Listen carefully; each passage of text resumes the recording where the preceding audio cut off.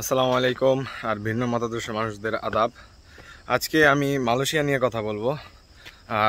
Malaysia কেন choose করা উচিত আর মালয়েশিয়া নিয়ে একটু বিস্তারিত বলার চেষ্টা করব, যাতে অ্যাটলিস্ট আপনার একটা ধারণা তৈরি হয় আর একটা ডিসিশন নিতে সুবিধা হয় আপনাদের জন্য।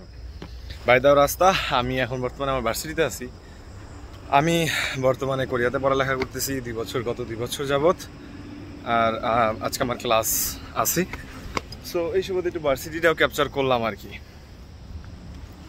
যাই হোক, সো প্রথম যে বিষয়টা হচ্ছে যে আপনি মালয়েশিয়া কেন চুজ করবেন, মালয়েশিয়া চুজ করবেন কেন চুজ করবেন আর কারা চুজ করবেন। সো মালয়েশিয়া আমার মতে চুজ করবেন তারাই যারা একটু বাজেট কম, একটু কম বাজেটের মধ্যে হ্যাসেল ফ্রিভাবে ভিসা রেশিও ভালো একটা ইন্টারন্যাশনাল এনভায়রনমেন্টে যেতে চান, যেখানে যাওয়ার মাধ্যমে আপনার জন্য আরও রাস্তা ওপেন হবে, আপনার জন্য ইন্টারন্যাশনাল মার্কেট ওপেন হবে, আপনি সুযোগগুলো লুফে নিতে পারবেন অন্য দেশে মুভ হওয়ার ট্রানজিট হিসেবে ব্যবহার করার।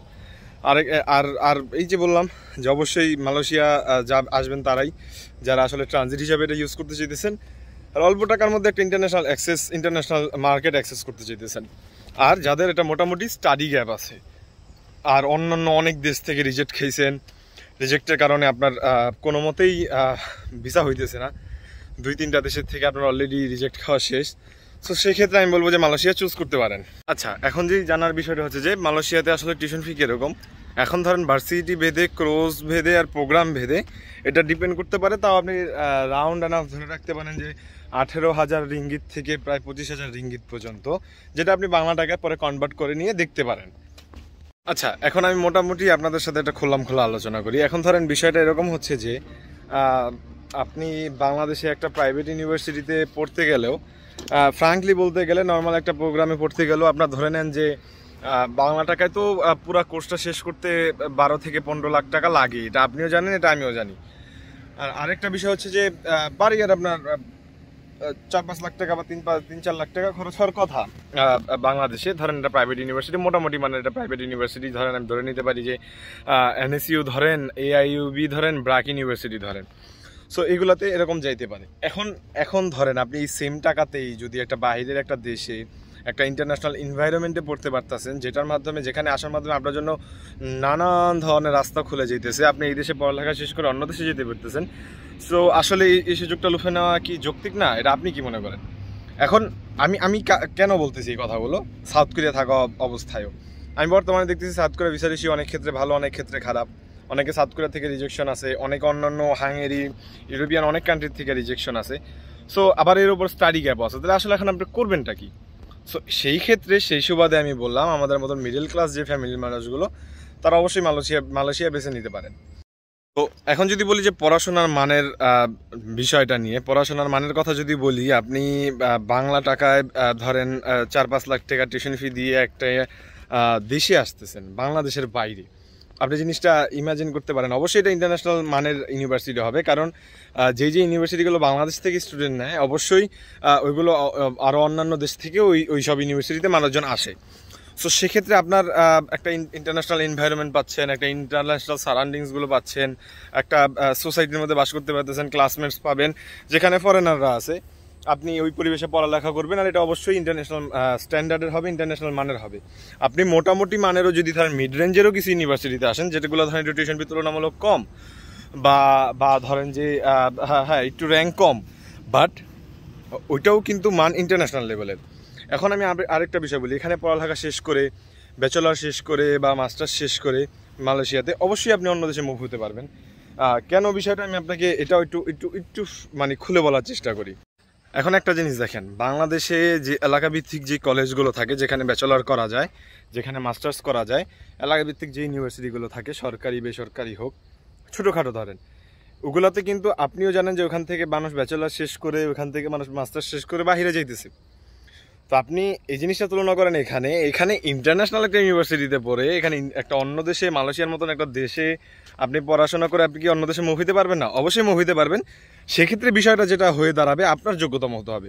এখন ধরেন আপনি এখানে ব্যাচেলর শেষ করলেন, আপনার একাডেমিক প্রোফাইল খারাপ, আপনি এখানে ব্যাচেলর শেষ করার পর আপনি আইএলস দিবেন বা অন্য যেই দেশে যাবেন ওই দেশের যে রিকোয়ারমেন্টস আইএলস থাকতে পারে বা উইথাউট আইএলসও যাওয়া যেতে পারে। আপনি ওইগুলো পূরণ করতে পারতেছেন না, সেক্ষেত্রে আসলে কীভাবে মুভ করবেন? সো অবশ্যই আপনাকে যোগ্যতম হতে হবে, অ্যাপ্লিকেবল হতে হবে। আপনি যে দেশটা টার্গেট করতেছেন, এই মালয়েশিয়া থেকে মালয়েশিয়া ট্রানজিট হিসাবে ব্যবহার করে ওই দেশে মুভ হবেন। সো সেই দেশের ধরেন অ্যাপ্লিকেবল হওয়ার জন্য, সেই দেশের ইউনিভার্সিটির জন্য অবশ্যই আপনাকে ওই পরিশ্রমটা করতে হবে, যেটা করলে আসলে আপনি অ্যাপ্লিকেবল হবেন, যোগ্যতম হবেন, আর ইনশাল্লাহ পারবেন। মালয়েশিয়ার থেকে মানুষ ব্যাচেলর শেষ করে যাইতেছে অন্য দেশে। আর আরেকটা বিষয় হচ্ছে যে এখানে ধরেন আরেকটা যেই বড় পাওয়া বাংলাদেশ থেকে, ধরেন আপনি বাংলাদেশের প্রাইভেট ইউনিভার্সিটিগুলোতে পড়তে গেলে 1-2 বছর সেশন জট কাজ করে, বা ধরেন ব্যাচেলর শেষ করার পর রেজাল্ট একটু দিতে দেরি করতে পারে, বা ধরেন ওই যে কনভোকেশন না বলে যেটা পরে যে সার্টিফিকেট দেওয়া হয়, এটা ইস্যু হতে একটু দেরি হতে পারে। বাট এখানে যে বিষয়টা, আপনার যেই কয় বছরের প্রোগ্রাম হবে, ওই কয় বছরের ভিসা দিয়ে আপনাকে আনবে। সো এখানে আসলে স্টাডি গ্যাপ পড়ার কোনো প্রশ্নই আসে না। এখন ধরেন ক্রেডিট ট্রান্সফারের যে বিষয়টা, এটা নিয়ে মানুষ বেশি কনসার্ন যে ক্রেডিট ট্রান্সফার করা যায় কিনা। এখন আমি যদি ক্রেডিট ট্রান্সফারের বিষয়টা বলি, মোটামুটি মিড রেঞ্জের যে বা ধরেন ভালো টিউশন ফিওয়ালা কিছু ইউনিভার্সিটি বা র্যাঙ্ক কিছু ইউনিভার্সিটি, মোটামুটি মানের কিছু ইউনিভার্সিটিগুলো সুযোগ রাখে ইন্টারন্যাশনাল স্টুডেন্টদের জন্য, যে আপনি মালয়েশিয়াতে পড়াশোনা করা অবস্থায় বা 1-2 বছর 3 বছর পড়াশোনা করার পর বা 2-4 সেমিস্টার পড়াশোনা করার পর আপনি মুভ হতে পারবেন, ক্রেডিট ট্রান্সফার করা পারবেন। তো সেক্ষেত্রে আপনাকে অবশ্যই ওই ক্ষেত্রেও তো যোগ্যতম হতে হবে। আপনার বিষয়টা তো এরকম না ধরেন আপনাকে গড়া পড়তে একটা ক্লাসে আপনি পড়তেছেন, আপনাকে পাঠিয়ে দিতেছে। আপনাকে সেই ক্ষেত্রেও জানতে হবে যে আসলে কনক্লুশনগুলো কী, বা রুলস রেগুলেশনগুলো কী, বা ধরেন অপরচুনিটিসগুলো কী, বা রিকোয়ারমেন্টসগুলো কী, যে ক্রেডিট ট্রান্সফারটা যে আমি করব এই ইউনিভার্সিটি থেকে, যে আসলে ক্রেডিট ট্রান্সফারের সুযোগ দিচ্ছে, সো আসলে এটার রিকোয়ারমেন্টসটা কি, এটা আপনাকে অবশ্যই জানতে হবে, এটা অবশ্যই বুঝতে হবে, ওই অনুযায়ী আপনাকে আগাতে হবে। মানুষ যে পারতেছে না এরকম না বিষয়টা। সো আপনি পারবেন কিনা এটা হচ্ছে দেখার বিষয়। বাট এটা আমি বলতে পারি নির্দ্বিধায় যে আপনি যদি ব্যাচেলর শেষ করেন বা মাস্টার শেষ করেন, সেক্ষেত্রে আপনি বাইরে অন্য দেশে, ইউরোপ হোক, আমেরিকা হোক, আমেরিকা একটু ধরেন আমি বলতে পারি যে ধরেন অস্ট্রেলিয়া হোক যাচ্ছে মানুষ, ইউকে হোক মানুষ যাচ্ছে, ইউরোপের অনেক কান্ট্রি মানুষ অ্যাক্সেস করতেছে। সো সম্ভব ইনশাল্লাহ। আচ্ছা, এখন বলি যে পার্ট টাইম জব করার সুযোগ আছে কিনা। অবশ্যই আছে, মানুষ পার্ট টাইম জব করতেছে, অনেকে ফ্যাক্টরিতে করতেছে, অনেকে ধরেন মার্টে করতেছে, সুপার শপে করতেছে, অনেকে রেস্টুরেন্টে করতেছে। অফিসিয়ালি 20 ঘন্টা কাজ করার পারমিশন অনেক জায়গা থেকে পাওয়া যেতে পারবে, অনেকে পারমিশন না নিয়ে কাজ করতেছে। ওই এনভায়রনমেন্টটা আছে অ্যাটলিস্ট, কারণ এখানে শুধু বাংলাদেশ থেকে না, অন্যান্য অনেক কান্ট্রি থেকে মানুষ আছে। স্পেশালি আমি যদি আমাদের পার্শ্ববর্তী দেশে ধরি, ইন্ডিয়া ধরেন, পাকিস্তান ধরেন, এখান থেকে অনেক মানুষ যেতেছে মালয়েশিয়া। সো পার্ট টাইম করার সুযোগটা আছে। ধরেন আমি যদি বাংলাদেশের সাথে বলি, বাংলাদেশে ধরেন আপনি ব্যাচেলার করা অবস্থায় আপনি করতে পারতেছেন, এই সুযোগটা নাই। আপনার সমাজ কি বলবে, মানুষ কি বলবে, এটা নিয়ে আপনি অনেক কনসার্ন থাকেন। বাট মালয়েশিয়াতে অ্যাটলিস্ট এই জিনিসটা হবে না। আপনি এখানে পড়ালেখা করা অবস্থায় আপনি সুযোগ সন্ধানী থাকলে আপনি মোটামুটি খুব ভালোভাবে একটা ধরেন কিছু একটা করা সম্ভব ইনশাল্লাহ, যেটা দিয়ে ধরেন আপনার লিভিং কস্ট তুলে নেওয়া সম্ভব। আপনার ধরেন যদি মিড রেঞ্জের একটা ইউনিভার্সিটিতে আসেন, সেক্ষেত্রে দেখা যায় টিউশন ফিও তুলে নেওয়া সম্ভব। সো আসলে সম্ভব, সুযোগ আছে। আচ্ছা, আমি মালয়েশিয়ার লিভিং কস্টের কথা যদি বলি, একটা স্টুডেন্টের নর্মালি ধরেন এয়ারবিএনবিতে থাকার সুযোগ আছে, শেয়ার করে থাকার সুযোগ আছে, রান্নাবান্না করে খাওয়ার সুযোগ আছে। সো আপনি নর্মালি ধরেন আপনি একটু ধরেন চেপে চুপে চলেন। সো সেক্ষেত্রে ধরেন এই মালয়েশিয়ান রিঙ্গিতের 700 রিঙ্গিত থেকে 1000 রিঙ্গিত এর মধ্যে আপনার মাসিক খরচটা হয়ে যাবে ইনশাল্লাহ। এর থেকে বেশি যাওয়ার কথা না, যদি না আপনি ওরকমভাবে সেভ করে চলেন। আর এখন আসি স্টাডি গ্যাপের যে বিষয়টা, কত স্টাডি গ্যাপ অ্যাকসেপ্ট করা হয়। আমি যদি এসএসসির পর ধরেন আপনি যদি ফাউন্ডেশন কোর্স বা ডিপ্লোমা কোর্সে আসেন, এসএসসির পরে কিন্তু আসার সুযোগ আছে। এটা নিয়ে আমি একটা বিস্তারিত ভিডিও দিব ইনশাআল্লাহ। সো এসএসসির পর যদি আপনি আসেন, সেক্ষেত্রে ধরেন 2-3 বছর স্টাডি গ্যাপ মানা যায়। ইন্টারের পর অনেকে ধরেন পাবলিক ইউনিভার্সিটি এক্সাম দিয়ে সুযোগ হচ্ছে না, প্রাইভেট ইউনিভার্সিটি ভর্তি হওয়ার মতন ক্ষমতা নাই, 3-4 বছর চলে গেছে, সমস্যা নাই। ইনশাল্লাহ যদি আপনার 5-6 বছরেও স্টাডি গ্যাপ হয় ইন্টারের পর, তাও ইনশাল্লাহ ব্যাচেলারে আসা সম্ভব মালয়েশিয়াতে পড়ালেখা করতে। আর যদি ব্যাচেলারের পরের কথা বলি, মাস্টার্সে আপনি নির্দ্বিধায় 10-12 বছর অবধিও স্টাডি গ্যাপ অ্যাকসেপ্টেবল। আপনার যদি ধরেন জব এক্সপিরিয়েন্স থাকে মোটামুটি 10-12 বছরের, সমস্যা নেই। এখন বিষয়টা হচ্ছে যে ধরেন আপনি জব করা অবস্থায় ব্যাচেলার শেষ করার পর হঠাৎ মনে করলেন যে আপনার বাইরে যাওয়া দরকার, বাট আপনার দেখছেন একটা স্টাডি গ্যাপ আছে। সো সেক্ষেত্রে আপনি মালয়েশিয়া চুজ করতে পারেন আপনার পাথওয়ে হিসাবে বাহিরের অ্যাক্সেসটা নেওয়ার জন্য।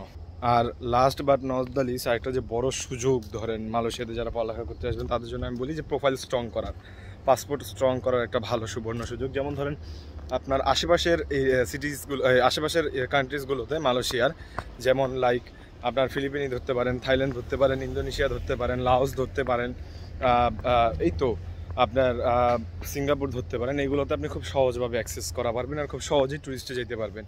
সো এই যে আপনার জন্য একটা দেশে আসার সুবাদে একটা ট্যুরিস্ট ডেস্টিনেশন খুলে যেতেছে, খুব সহজে আপনি অ্যাক্সেস করা পারতেছেন আর খুব কম খরচে আপনি এইসব দেশগুলো ঘুরতেও পারবেন।